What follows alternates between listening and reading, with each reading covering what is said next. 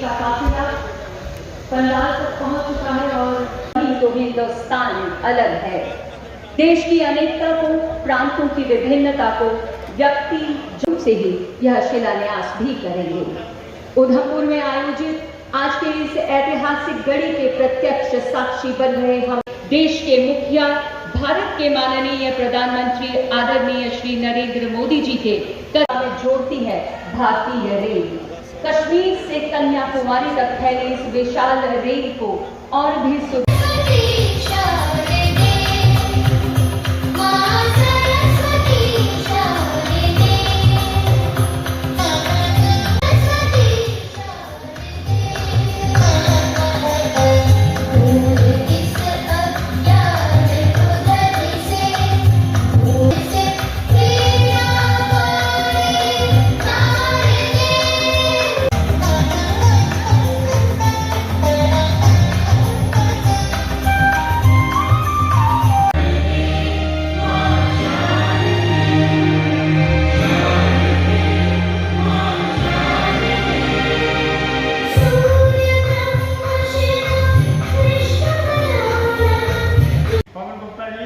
और रेलवे के जितने भी अधिकारी हैं, बेल्ट फोर्स, उधमपुर के हमारे जितने भी 508 अमृत भारत स्टेशनों के पुनर्निर्माण का काम शुरू हो रहा है और इन 508 अमृत भारत स्टेशन के नवनिर्माण पर करीब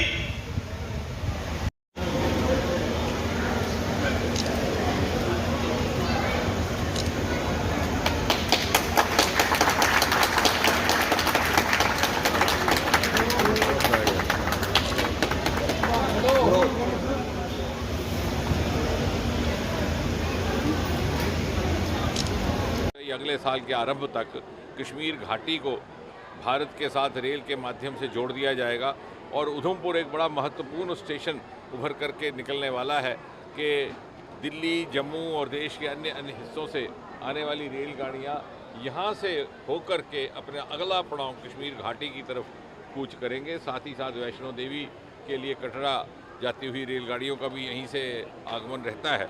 और साथ ही साथ मुझे ये भी कहना है कि यदि पिछले 9 वर्षों में जिस प्रकार से प्राथमिकता मिली है जम्मू कश्मीर को और इस दूर दराज उधमपुर के क्षेत्र को, उसको समझने के लिए, उसकी प्रशंसा करने के लिए, उसका महत्व क्या है, ये बात अपने अंदर ग्रहण करने के लिए कभी कभी आवश्यक हो जाता है कि हम इसकी तुलना करें कि 2014 से पहले का क्या दृश्य है। जिस प्रकार से तुष्टीकरण की राजनीति, भेदभाव की राजनीति चलती थी, जिस प्रकार से मोदी जी ने अभी अपने संबोधन में भी कहा, मुझे लगता है कि अगर 2014 से पहले इस प्रकार की योजना आई होती तो शायद उधमपुर का स्टेशन इसमें सम्मिलित ना हुआ होता। ये मोदी जी के ही द्वारा हुआ है। इसी उधमपुर और इसी रियासी के क्षेत्र में रेल का दुनिया का सबसे ऊंचा पुल निर्माणित हुआ।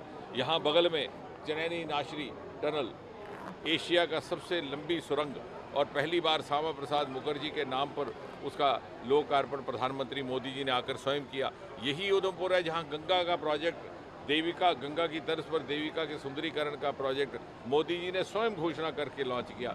ये सारे उपहार यदि हमें प्राप्त हुए हैं तो इसलिए कि मोदी जी ने हमसे वादा किया था कि ये जो इलाका पिछड़ा हुआ है, जिसे पिछली सरकारों ने शायद उस प्रकार की प्राथमिकता नहीं दी जिसका वो हक था, जिसके लिए वो हकदार था, उसको विकसित करके दूसरे क्षेत्रों की सतह पर आएगा। और मुझे आज ये बड़े गर्व के साथ कहना है कि मोदी जी ने हर कदम पर अपने वादे को निभाया है।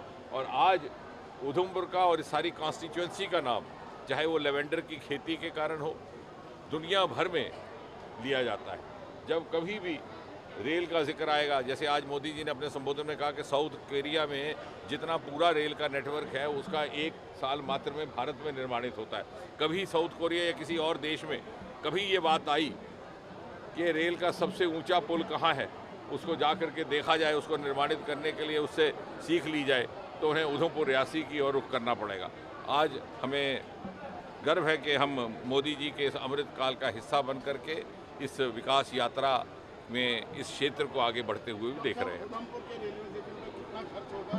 ये स्टेशन की इमारत कितने प्रचलित होगी? ये अभी पहला चरण है जहां 20 करोड़ रुपए की लागत आज से शुरू की है, लेकिन हमें साथ साथ ये भी समझना है कि जहां जहां पर भी आपका भी अनुभव रहा होगा, जहां जहां रेल स्टेशन कायम हुए और ख़ासतौर से ये अमृतकाल स्टेशन, और जहां जहां रेल का विस्तार हुआ वहाँ वो मात्र रेल और रेलगाड़ी के चलने तक या पटरी तक सीमित नहीं रहा, क्योंकि रेलवे के साथ साथ स्वास्थ्य सेवाएँ आती हैं। इनके अस्पताल कई बार इतने श्रेष्ठ श्रेणी के हैं कि कई बार बहुत सारे इनके दिल की और हार्ट की बीमारियों को लेकर के अस्पताल देश भर में प्रसिद्ध हैं। इसी प्रकार ये स्कूल विद्यालयों की भी व्यवस्था करते हैं।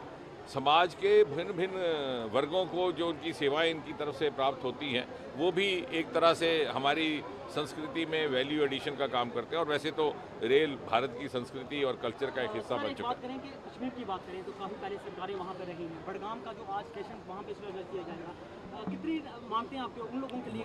मुझे लगता है 370 की बात कुछ नहीं। मुझे लगता है इस बात का प्रमाण है कि जैसे हम सदा ये कहते रहे हैं कि मोदी जी के आने के बाद क्षेत्रीय भेदभाव जाता रहा, साधनों का वितरण न्यायपूर्वक हुआ। मोदी जी ने कहा था जहाँ जिस चीज़ की आवश्यकता है उसकी पूर्ति होगी। ये नहीं देखा जाएगा कि मज़हब क्या है, ज़ात क्या है, क्षेत्र क्या है, ये भी नहीं पूछा जाएगा कि वोट किसको दिया, और ये प्रमाण आपके सामने है। घाटी से जोड़ने में कितने प्रतिशत काम और अब मुझे लगता है कि कभी कोई पत्रकार, कोई विश्लेषक इस बात का भी अध्ययन करेंगे कि क्या कारण था कि सन 47 में भारत आज़ाद हुआ और 30-35 बरस गुजर गए। सन 1972 में पहली बार रेलगाड़ी के दर्शन करने को मिले जम्मू कश्मीर वासियों को, जब पहली रेलगाड़ी जम्मू आई। और उसके बाद कटरा का रेलवे स्टेशन का लोकार्पण मोदी जी के आने के बाद हुआ। उधमपुर का विस्तार मोदी जी के आने के बाद हुआ। ये स्वयं एक केस स्टडी है कि किस प्रकार तुष्टीकरण की नीति के तहत उस समय की सरकारें इस क्षेत्र को प्राथमिकता नहीं देती थी, क्योंकि ये उनकी वोट बैंक की राजनीति में शामिल नहीं थी।